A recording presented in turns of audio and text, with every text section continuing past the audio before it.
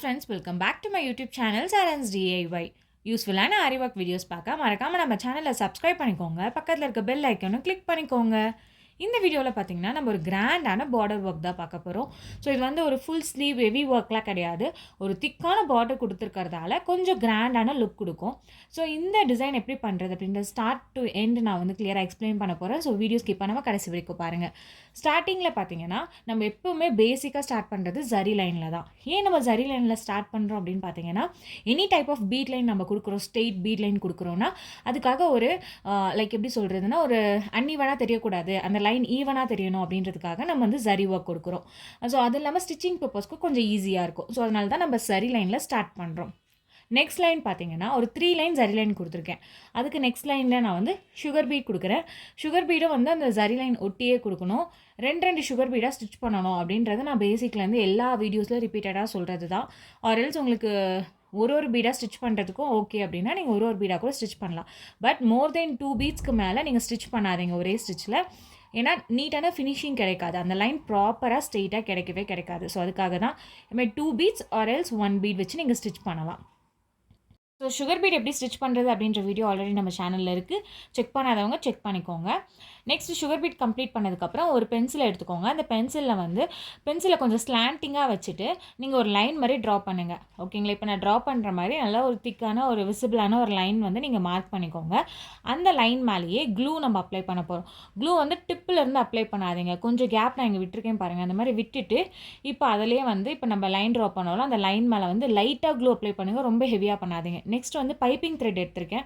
So இதில் 2 type of piping thread இருக்குது. ஒன்று வந்து தின்னாக இருக்கும், இன்னொன்று திக்காக இருக்கும். நான் தின்னாக இருக்கிறது தான் யூஸ் பண்ணுறேன்.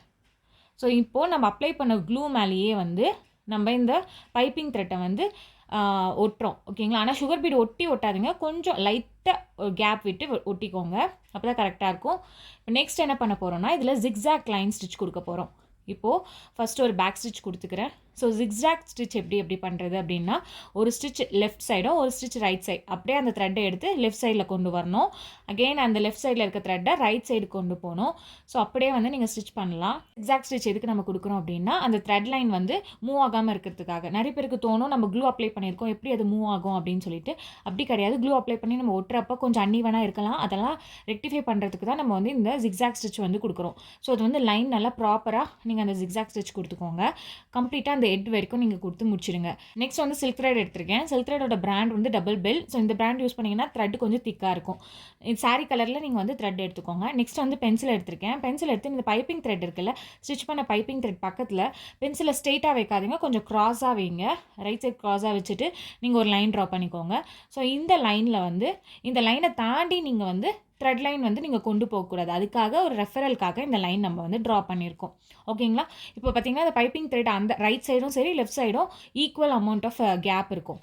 ஃபஸ்ட்டு வந்து த்ரெட்டை எடுங்க, டபுள் த்ரெட்டை எடுத்துகிட்டு ஒரு பேக் ஸ்டிச் கொடுத்துட்டு அப்படியே வந்து நீங்கள் ஸ்டார்டிங்லேயே க்ராஸ் கொடுக்கக்கூடாது. அந்த பைப்பிங் த்ரெட் மேலே ஸ்டிச் பண்ணவே கூடாது. நம்ம மேலே கொஞ்சம் கேப் கொடுத்துருக்கோம்ல, ஸோ டில் அந்த டிப்பு வரைக்கும் போயிட்டு ஒரு ஸ்டிச் அகைன் ஒரு குட்டி ஸ்டிச் கொடுத்துட்டு அப்படியே நீடில் டர்ன் பண்ணி த்ரெட்டை பின்னாடி சைடு ஒரு ஸ்டிச் அகைன் ஒரு குட்டி ஸ்டிச் அகைன் மேலே கொண்டு போங்க, ஒரு ஸ்டிச் குட்டி ஸ்டிச்.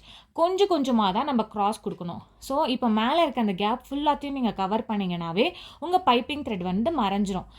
லோட் ஸ்டிச்சில் என்ன மெயின்னு பார்த்தீங்கன்னா உங்கள் பைப்பிங் த்ரெட்டை வந்து மறைய வைக்கணும், அவ்வளோதான். அதுதான் வந்து பேசிக்.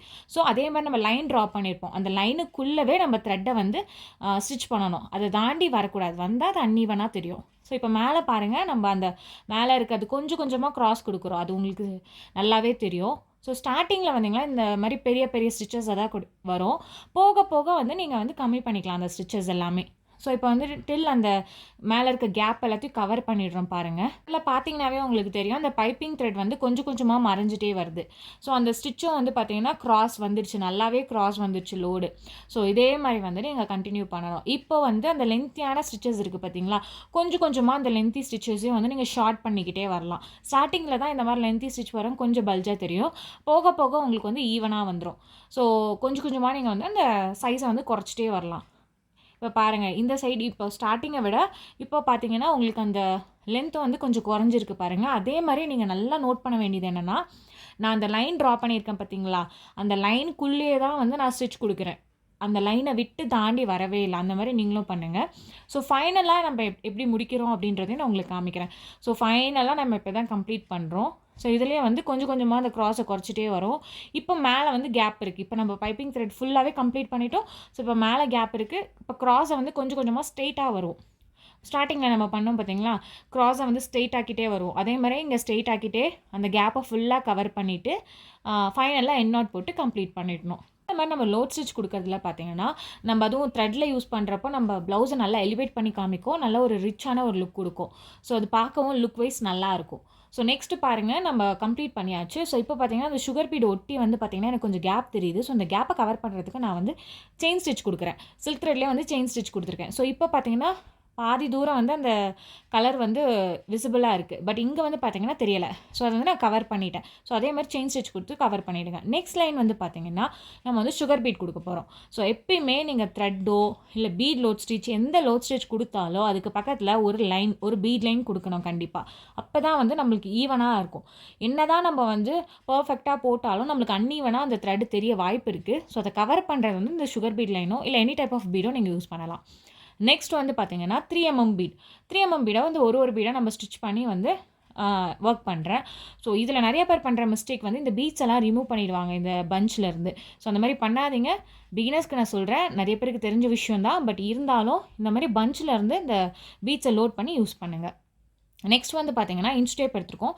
இன்ச் டேப்லேருந்து 1 பாயிண்ட்லேருந்து 1.4 வரைக்கும் நம்ம இப்போ மெஷர் பண்ண போகிறோம். ஸோ நல்லா நோட் பண்ணிக்கோங்க. 1 பாயிண்ட்லேருந்து 1.4 வரைக்கும் அந்த சுகர் பீடை ஒட்டி வந்து இந்த மாதிரி மார்க் பண்ணிக்கோங்க ஃபுல்லாகவே. ஸோ இந்த இடத்துல நம்ம வந்து க்ளூ அப்ளை பண்ண போகிறோம். இதுக்கு யூஸ் பண்ணியிருக்க க்ளூ வந்து பார்த்தீங்கன்னா B6000 க்ளூ தான் யூஸ் பண்ணுறேன். இந்த க்ளூ எதுக்கு யூஸ் பண்ணுறேன் அப்படின்னா கிளிப் ஸ்டோன்ஸ்க்கெல்லாம் ஈஸியாக சீக்கிரமாக ட்ரை ஆகிடும். ஸோ நம்ம வந்து ஒவ்வொரு க்ளூவும் அப்ளை பண்ணிவிட்டு வெயிட் பண்ணி நம்ம ஸ்டோன்ஸ் ஒட்ட வேண்டிய அவசியம் இல்லை. நீங்கள் க்ளூ அப்ளை பண்ணி ஸ்டோன்ஸ் ஒட்டிட்டு உடனே நீங்கள் வந்து ஒர்க்கை கண்டினியூ பண்ணலாம். நெக்ஸ்ட் வந்து பார்த்தீங்கன்னா ஸ்டோன் யூஸ் பண்ணுறோம். இது வந்து பாக்ஸ் ஷேப் கிளிப் ஸ்டோனு. இதோட சைஸ் வந்து பார்த்தீங்கன்னா 6x6 சைஸு. கலர் வந்து கோல்டு கலர் யூஸ் பண்ணியிருக்கேன். நெக்ஸ்ட் வந்து பார்த்தீங்கன்னா அந்த ஸ்டோனை ஒட்டி நம்ம வந்து சுகர் பீட் லைன் கொடுக்குறோம். நான் வந்து ஸ்டோன் அப்ளை பண்ண உடனே வந்து சுகர் பீட் லைன் கொடுக்குறேன். ஸோ இந்த க்ளூ வந்து சீக்கிரம் அப்சர்வ் ஆகிடும். ஸோ அதனால் வெயிட் பண்ண வேண்டிய வேலை இல்லை. மற்ற க்ளூலாம் யூஸ் பண்ணோன்னா அது ட்ரை ஆக வரைக்கும் வெயிட் பண்ணணும். இதில் வந்து அப்படியே ஒர்க் கண்டினியூ பண்ணுறோம். நெக்ஸ்ட் அந்த சுகர் பீட் லைனை நெக்ஸ்ட் டே நம்ம என்ன பண்ணுறோம்னா 3mm பீட் அகைன் ஒரு 3mm பீடாக ஸ்டிச் பண்ணுறோம். நெக்ஸ்ட் வந்து பார்த்தீங்கன்னா நம்ம இன்ச் டேப் எடுத்துருக்கோம். ஸோ அகெயின் வந்து நம்ம 1லேருந்து 1.4 வரைக்கும் ஒரு மார்க் பண்ண போகிறோம். ஸோ இதே மாதிரி வந்து லைன் டில் த எண்ட் வரைக்கும் நம்ம மார்க் பண்ணிக்கலாம். நெக்ஸ்ட் பார்த்தீங்கன்னா நான் அகைன் க்ளூ ஒட்ட போகிறேன். ஸோ இதுக்கு வந்து நான் ஃபேப்ரிக் க்ளூ யூஸ் பண்ணுறேன். நிறைய பேருக்கு டவுட் வரும், ஏன் இதுக்கு வந்து B6000 க்ளூ யூஸ் பண்ணலான்னு பார்த்தீங்கன்னா, இது வந்து குந்தன் ஸ்டோன். குந்தன் ஸ்டோனில் பின்னாடி சைடு திருப்பினீங்கன்னா ஒரு சில்வர் கலர் கோட்டிங் இருக்கும். இதுவே B6000 க்ளூ யூஸ் பண்ணோன்னா அந்த சில்வர் கலர் கோட்டிங் வந்து நல்லா ட்ரை ஆனதுக்கப்புறம் அது மறைஞ்சிடுது. எனக்கு அப்படி தான் பர்சனலாக ஃபீல் ஆச்சு. ஸோ அதனால் நான் என்ன பண்ணுவேன்னா கிளிப் ஸ்டோனுக்கு வந்து B6000 க்ளூ யூஸ் பண்ணுவேன்.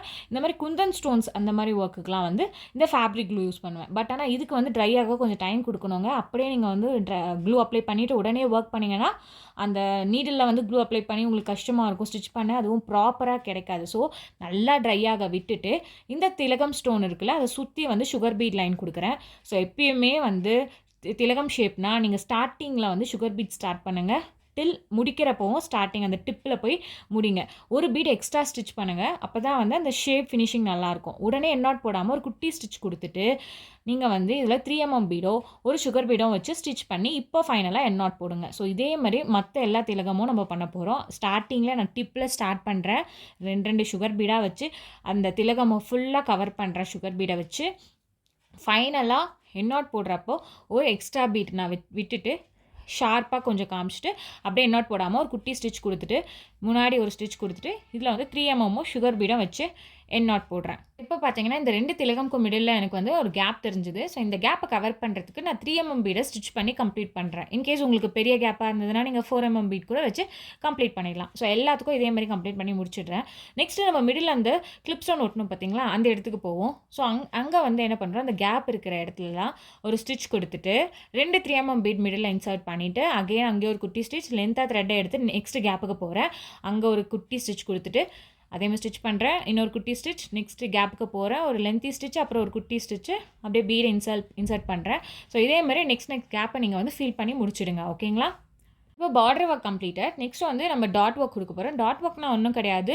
நெக்லேயும் ஸ்லீவ்லேயும் வந்து அங்கங்கே நம்ம ஒரு மோட்டிஃப் குட்டி மோட்டிஃப் மாதிரி பண்ணுவோம்ல, ஸோ அதுதான். அதுக்கு திலகம் ஷேப்பில் வந்து க்ளூ அப்ளை பண்ணி ஸ்டோன் ஒட்டி நல்லா ட்ரை ஆனதுக்கப்புறம் அதை சுற்றி வந்து ஒரு லைன் சுகர் பீட் லைன் கொடுத்து கம்ப்ளீட் பண்ணிடுறேன். நெக்ஸ்ட் வந்து ஜரி த்ரெட் எடுத்திருக்கேன். இந்த ஜரி த்ரெட்டை வந்து எப்பயுமே நம்ம அதை சுகர் பீட் லைன் சுற்றி கொடுக்க போகிறேன். ஆனால் எப்பயுமே நம்ம பீடை வந்து ஸ்டார்டிங் டிப்பிலேருந்து நான் ஸ்டார்ட் பண்ண சொல்லுவேன். பட் த்ரெட் ஒர்க்கை டிப்பிலேருந்து ஸ்டார்ட் பண்ணாதீங்க. எந்த இடத்துலேருந்து வேணால் ஸ்டார்ட் பண்ணுங்கள். இப்போ நான் பின்னாடி இருந்து ஸ்டார்ட் பண்ணியிருக்கேன்ல, கீழே பாட்டம்லேருந்து அந்த மாதிரி ஸ்டார்ட் பண்ணி இந்த மாதிரி டிப்பில் என்ன பண்ணணும்னா ஒரு த்ரெட் எக்ஸ்ட்ரா ஸ்டிச் பண்ணி நல்லா இப்படி இழுத்துக்கோங்க. அப்படி பண்ணிங்கன்னா இங்கே ஷார்ப்பான எட்ஜ் கிடைக்கும். இதில் பார்த்திங்கன்னா ஷார்ப்பான லுக் கிடைச்சிருக்கு. ஸோ இதே மாதிரி எங்கே நம்ம ஸ்டார்ட் பண்ணமோ அங்கே ஒரு ஸ்டிச் கொடுத்துட்டு லென்த்தாக ஒரு த்ரெட் எடுத்து எண்ட் நாட் போட்டு கம்ப்ளீட் பண்ணிவிடுங்க. ஸோ இதில் உங்களுக்கு நல்லா தெரியும், அந்த டிப்பில் பாருங்கள் நல்லா ஷார்ப்பான ஒரு எட்ஜ் வந்திருக்கு. ஸோ இப்படி பண்ணிங்கன்னா நீட்டான ஃபினிஷிங் கிடைக்கும். ஸோ ஃபைனல் லுக் இது தான். பேக் நெக்கோட ஃபைனல் லுக் ரொம்பவே ஹெவியாக கிராண்டாக இருந்தது. நீங்கள் ஸ்லீவ் ஃபுல்லாக நெக் ஃபுல்லாக ஒர்க் பண்ணால் தானே கிராண்டான டிசைன் கிடையாது. ஒரு திக்கான பார்டர் கொடுத்தீங்கன்னாவே அந்த ப்ளவுஸ்க்கு ரொம்ப கிராண்டான ஒரு லுக் கிடைக்கும். ஸோ ஸ்டிச் பண்ணதுக்கப்புறம் ஃபைனல் லுக் இது தான். உங்களுக்கு இந்த டிசைன் பிடிச்சிருக்கா அப்படின்றத எனக்கு கமெண்ட் பண்ணுங்கள். இந்த மாதிரி நிறைய யூஸ்ஃபுல்லான வீடியோஸ் பார்க்க மறக்காம நம்ம சேனலை சப்ஸ்கிரைப் பண்ணிக்கோங்க. உங்களுக்கும் இந்த மாதிரி அழகான ப்ளவுஸ் டிசைன் போடணும்னு ஆசை இருந்தால் ஸ்க்ரீனில் தெரியிற வாட்ஸ்அப் நம்பருக்கோ இல்லை என்னோட இன்ஸ்டாகிராம் ஐடிக்கோ என்னை காண்டாக்ட் பண்ணி உங்கள் ஆர்டர்ஸை ப்ளேஸ் பண்ணிக்கலாம். தேங்க்ஸ் ஃபார் வாட்சிங்.